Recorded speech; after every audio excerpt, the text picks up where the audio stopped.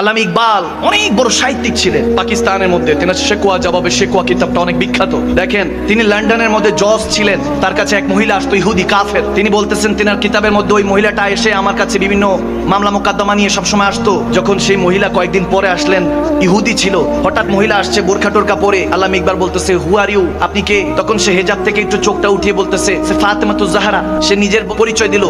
তখন আল্লামা ইকবাল বলতেছেন, কি ব্যাপার, তুমি তো সেই নারী, কিছুদিন আগে যে কাফের ছিলা, তুমি তো ইহুদি ধর্মের ছিলা। বলে আল্লামা ইকবাল কি বলছে, হুজুর এক ঘটনা এমন হয়েছে আমার সাথে, আমি কালমা পড়ে মুসলমান হয়ে গেছি। বলে ঘটনা কি? বলে একটা মামলা নিয়ে আসছি। বলে মামলা টামলা ছাড়ো, আগে তুমি বলো কেন কালমা পড়েছো, আমাকে জানতে হবে কিভাবে কালমা পড়লা। কি কথা শুনে তোমার হৃদয় পরিবর্তন হয়ে গেল? হৃদয় এমনি এমনি পরিবর্তন হয় না, পরিবর্তন করেন কে? আওয়াজ দেন কে?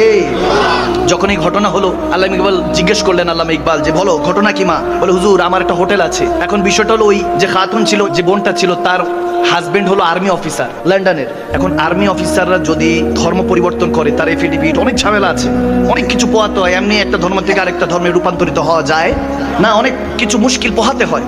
যখন এই অবস্থা চলতেছে, বলে যে কিভাবে হলাম, সে তার ঘটনা বলতেছে। বলে হুজুর আমার একটা হোটেল আছে, সেখানে 60 থেকে 70 বছরের একজন বৃদ্ধ আছে, তিনি আমার কর্মচারী, কাজ করেন। হঠাৎ করে আমার কাছে ছুটি চাইতে আসলেন, আমাকে বলতেছেন যে ম্যাম আমার একটু ছুটি লাগবে। তো যখন বলতেছে যে কিসের ছুটি, কি হয়েছে? বলে 2-3 দিনের ছুটি দেন। বলে কেন?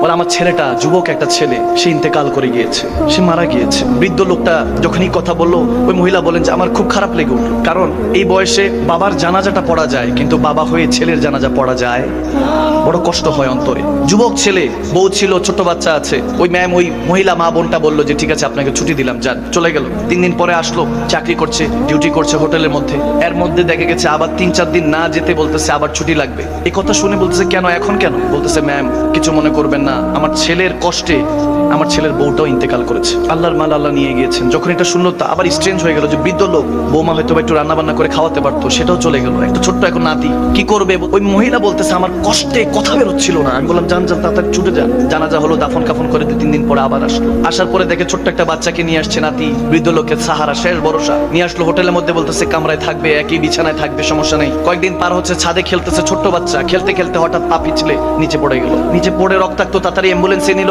হসপিটালে নেওয়ার আগে আজরাইল আলাইহিস সালাম এসে জানটা নিয়ে গেল। ছোট্ট বাচ্চাটা ইন্তেকাল করে গেল। ওই লোকটা বলতেছে ম্যাম আমার আবার ছুটি লাগবে। ওই মহিলার চোখ দিয়ে টপ টপ করে পানি পড়ছে। তার হাজবেন্ড, সেও এখন যেভাবে চুপচাপ আপনারা শুনতেছেন, ঠিক এরকম নিস্তব্ধ হয়ে গেল।